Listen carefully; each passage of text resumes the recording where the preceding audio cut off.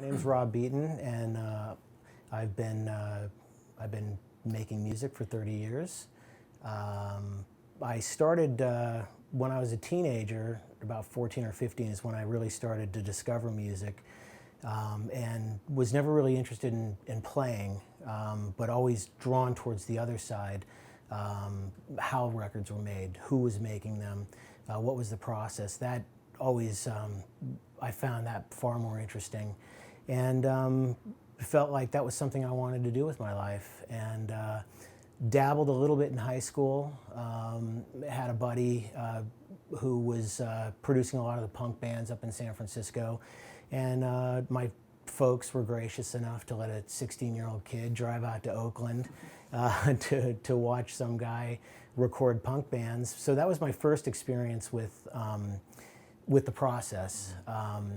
And then I started, I had some friends who had a mishmash of gear, 4-track machine, and very crude setup, microphones, live mixing console and such, and helped them put together a little recording studio in their garage. But it was just after graduating high school, I found myself in the right place at the right time, and was extremely fortunate to land a job at the record plant in Sausalito up in Northern California. So for me, my entry was as the janitor, and it doesn't sound like much, but it was actually really a great job, because my responsibilities were to open the studio up in the morning, to clean the studios, which put me in the rooms.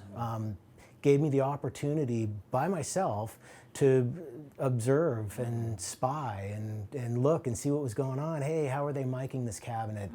How are they miking the drums? What's going on with the console? So it was a great experience. And then, after that, once the band started to come in and record, the rest of my gig was to make runs for them, including lunch runs, which was also great too. Gave me a chance to really interface with these people and get to know them. In my case, something very odd happened at the record plant, and that was, it's a long story, and if anybody's really interested, they can go on the internet and find out. But the studio was actually raided by the feds, who were convinced that there was a meth lab operating in the studio.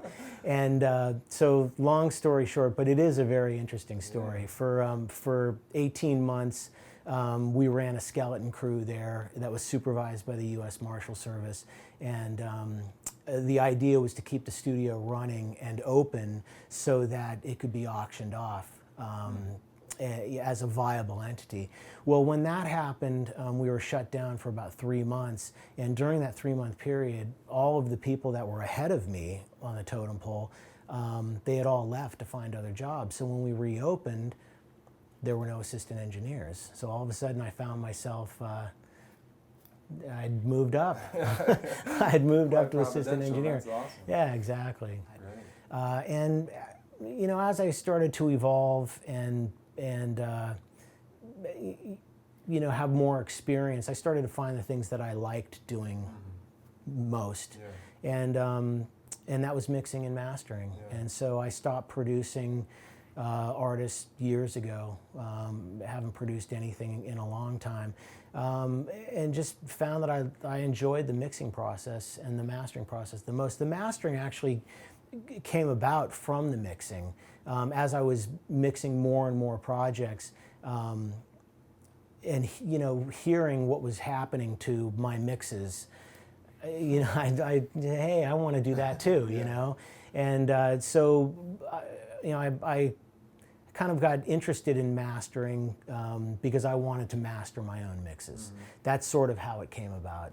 And now I'm obviously doing both of those things for my clients. Well, as far as the overall loudness, for me, the musicality of it comes first.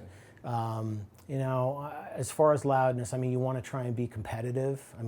That's how the whole loudness thing started. And that's why people are just trying to push that. So you want, I like to think of it as like the sort of the playlist mode. You want your track to be able to compete with whoever else's tracks are part of that playlist. So it's just about trying to find the right balance. I mean, is it competitively loud enough? Is it still punchy? Is it dynamic? Does it still retain its depth and its three-dimensional quality? And there's that sweet spot, Once in a while, artist may come back or client will come back and say, can you make it louder? I always try and find that sweet spot and err on the side of, open and airy and punchy.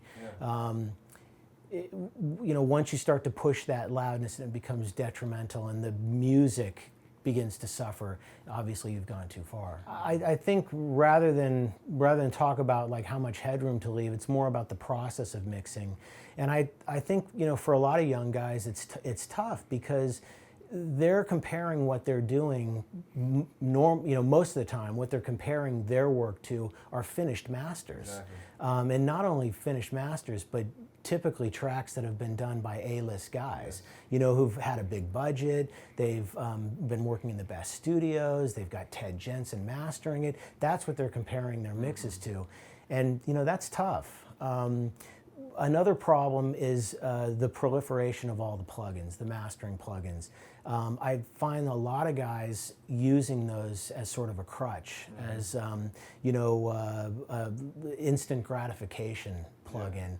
The fact of the matter is, like a great mix, there's no shortcut to a great mix. You got to put the time and effort into it. And you got to dig deep, and throwing the Ozone 5 on it, all of a sudden it's just popping out of the speakers, but what's it really doing? I mean, what kind of shelf life does the thing have? So what I try and tell guys when they're mixing is to work without that stuff. If you want to hear what it sounds like louder, turn it up. Turn it up. Turn it up. But work without those plugins and try and achieve a great mix. Balance, punch, depth, imaging, all of that stuff. The whole sonic spectrum. Try and do all of that stuff without any of those the faux mastering plugins. Now stuff like compression or EQ on the stereo bus to kind of sweeten the mix. Absolutely, just kind of glue. Absolutely.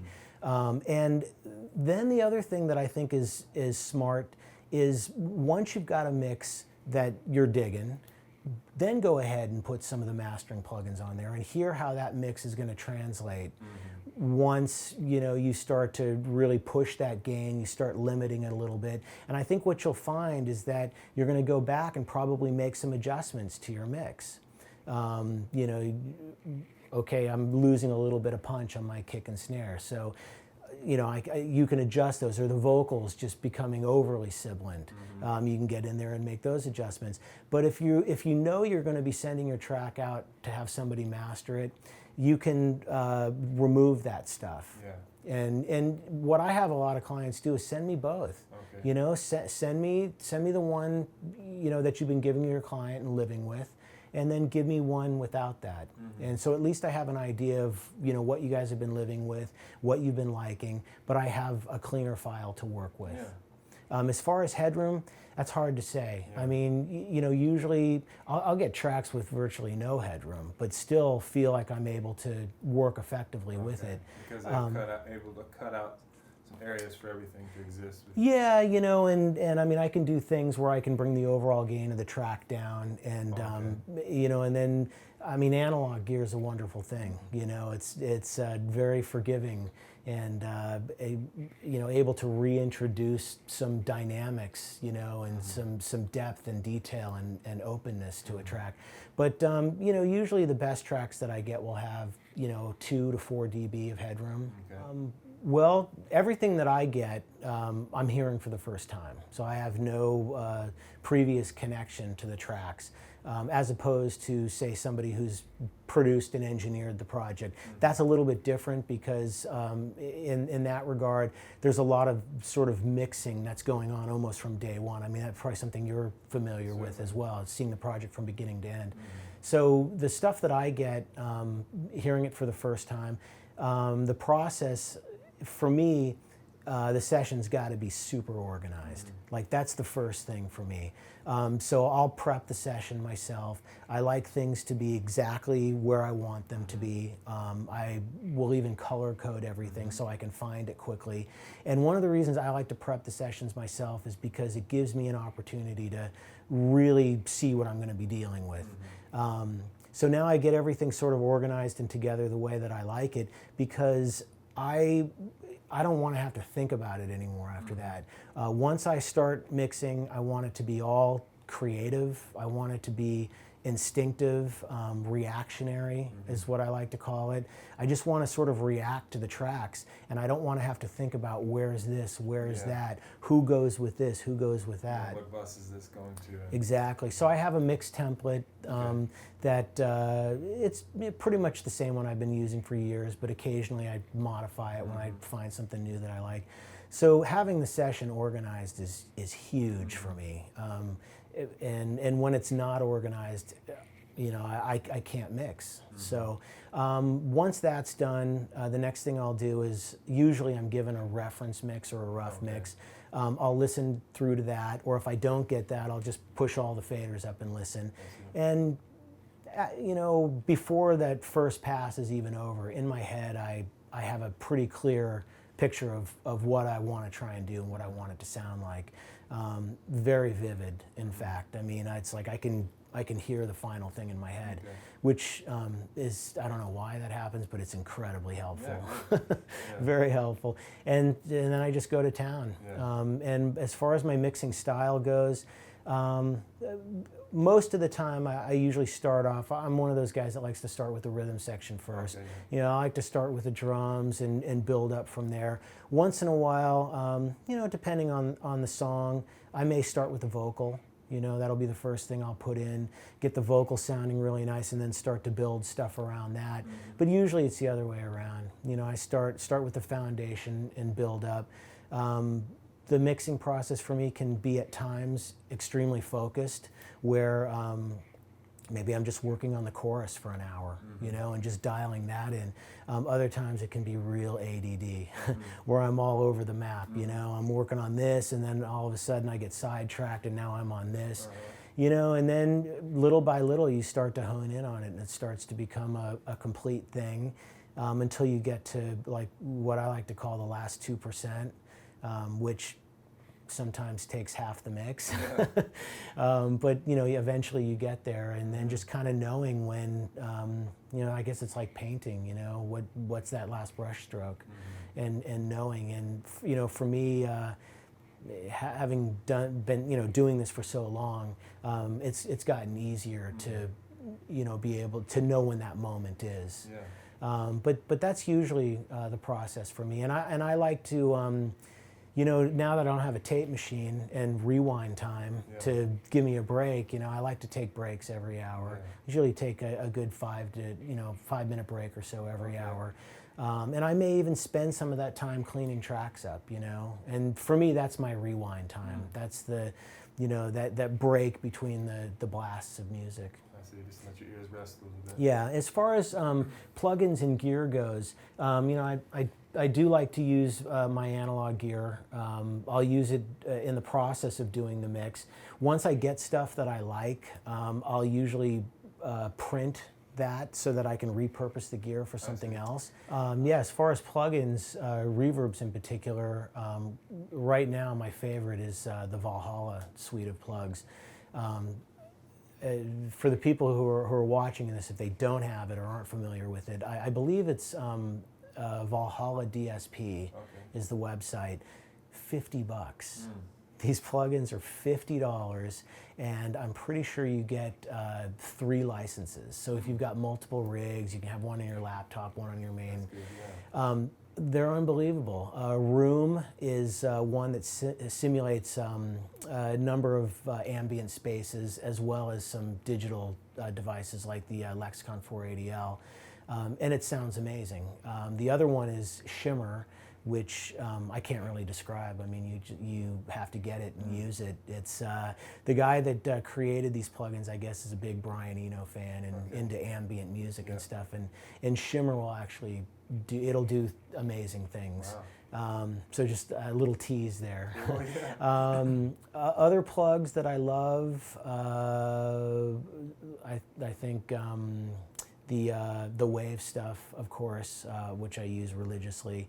In particular, the LA3A, LA2A, the Chris Lord-Alge stuff. In fact, his whole suite of plugins I'm a huge fan of. I love the vocal, guitar, the bass, all of those things are great. The Jack Joseph Puig stuff, the Fairchild is another one that I love to use. Unique Recording Software, URS. I've been using their plugs for years and years.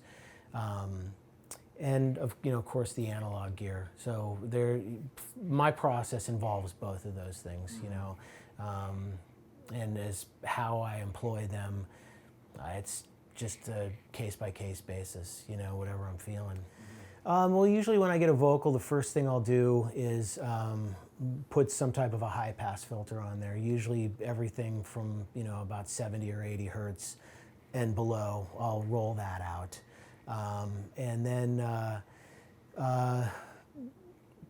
again, getting back to the Chris Lord-Alge stuff, the vocal plugin.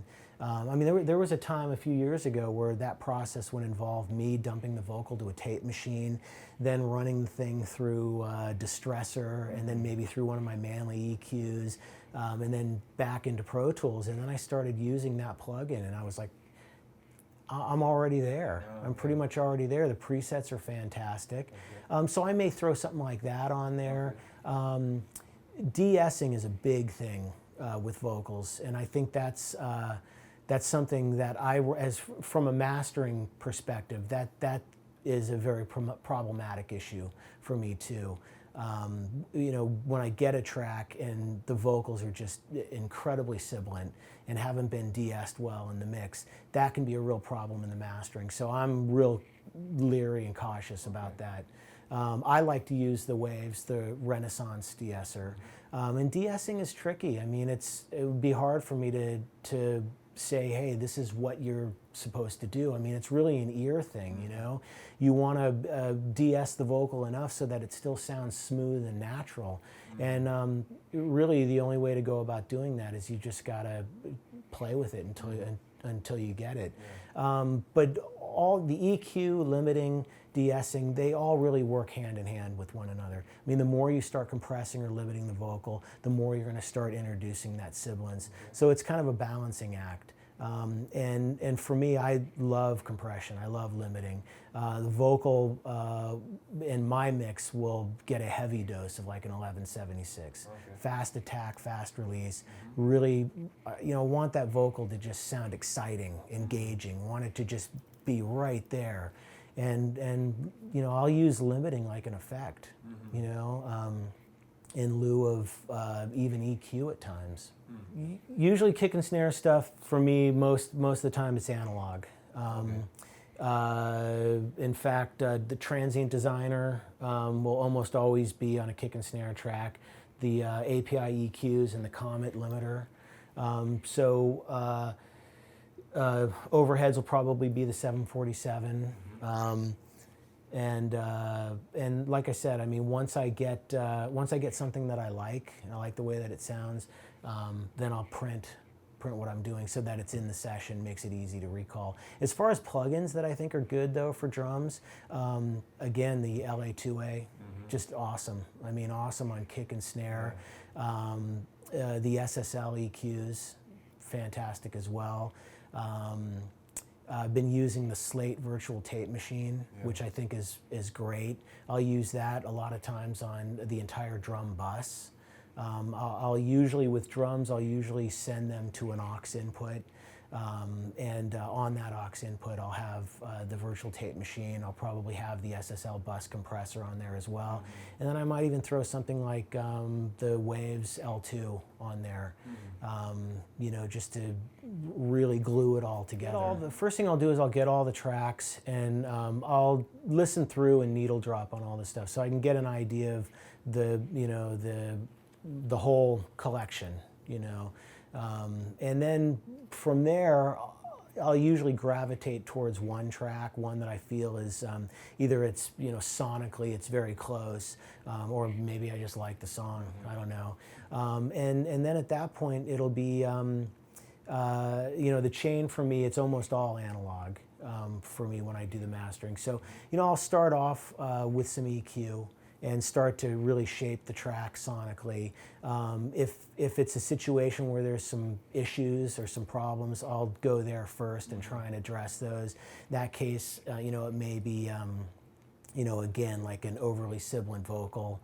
I love to master using an MS process, mid-side process, and I love the BrainWorks EQ, which has made MS processing like instant for people, and for, you know, people who don't really know what MS is, it's the ability to really sort of negotiate elements that are happening exclusively in the center, separate from elements that are happening on the sides. So MS can honestly really save a bad mix.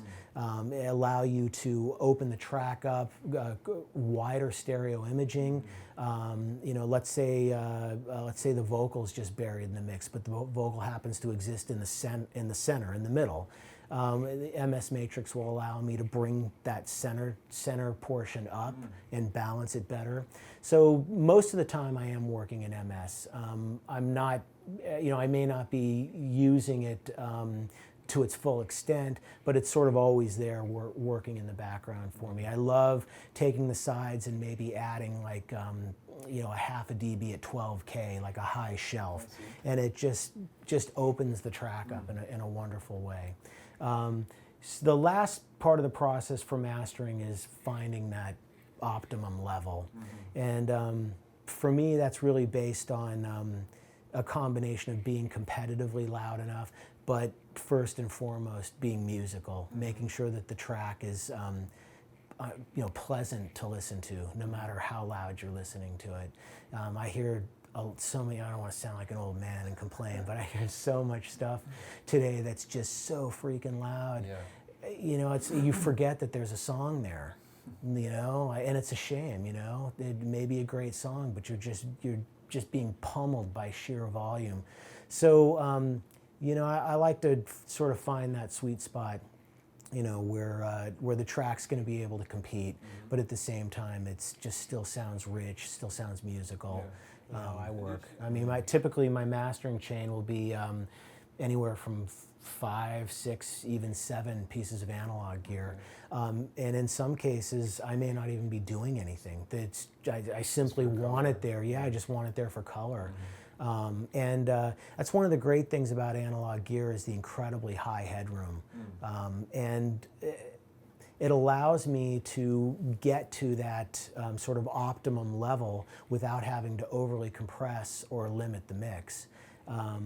And, you know, you go through 5 or 6 pieces of analog gear, and through each piece you're able to make up a half a dB of gain or a dB of gain. So by the time I get to the finish line, I'm about as loud as I'd like to be, and I've achieved that with very little compression or limiting.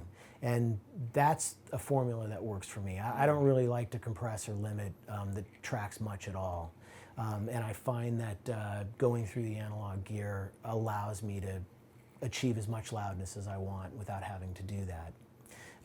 People who are using plugins, it becomes a little trickier. I mean, the plugins just don't have that headroom that the analog gear has.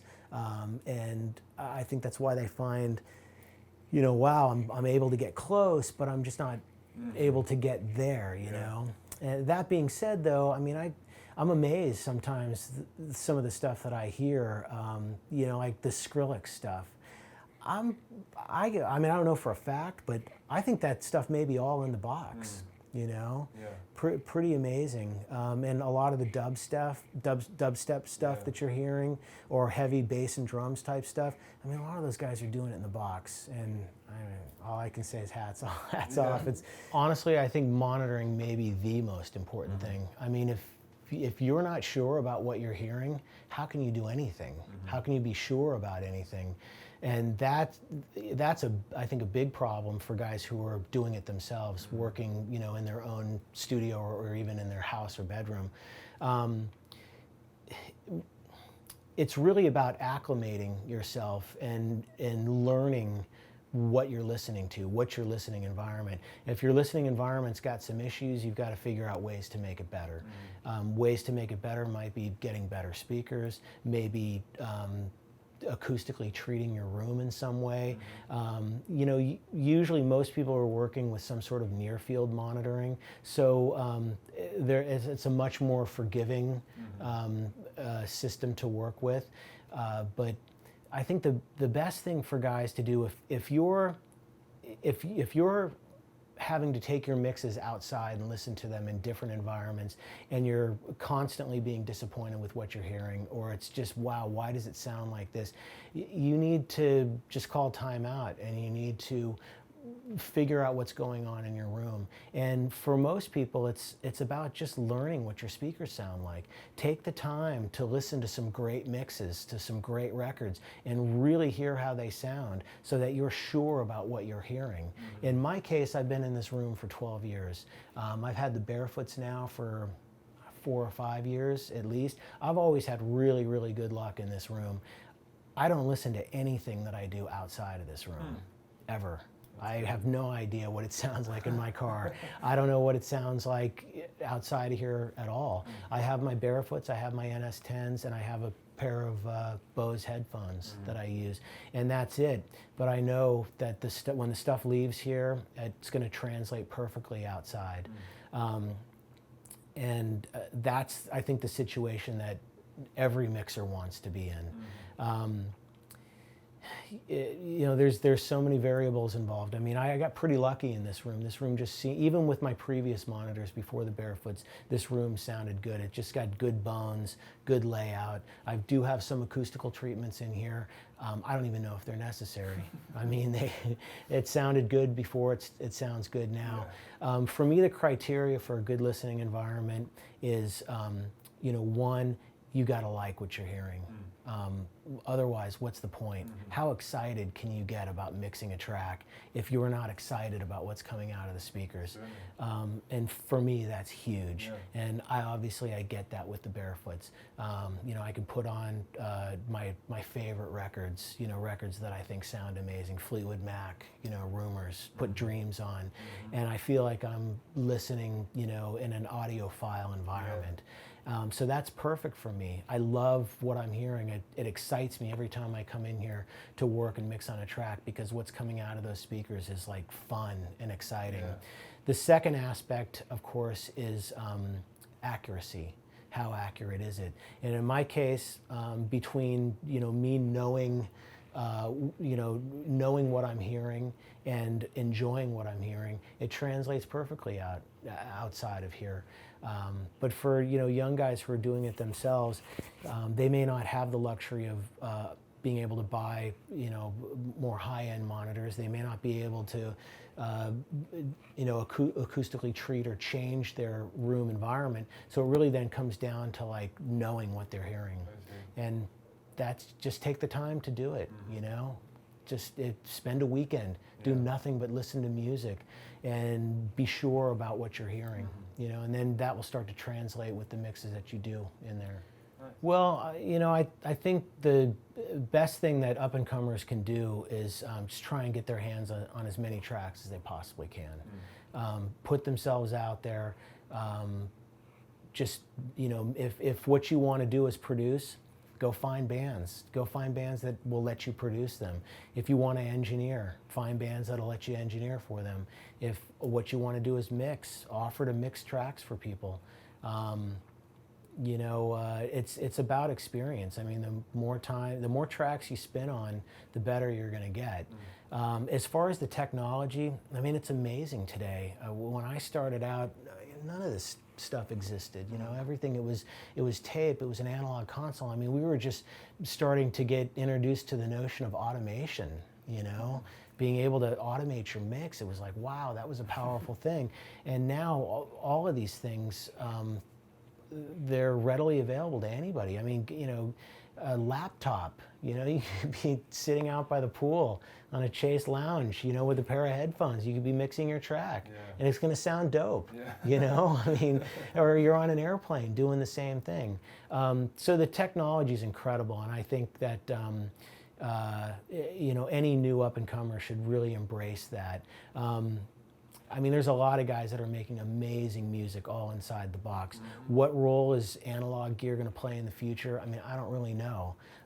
It works for me. There's a familiarity with it for me, a certain attachment to the sound. But I don't necessarily think that guys coming up, you know, need to try and embrace that as well.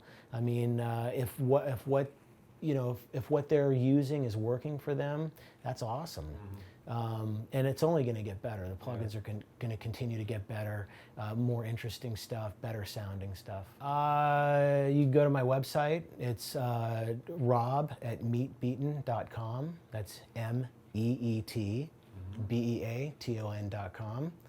And find out more than you'd ever want to know about me there. Awesome. Thanks so much for your time. Thank you, Jeff. Appreciate it. Nice having you over, man. Thanks. Thanks.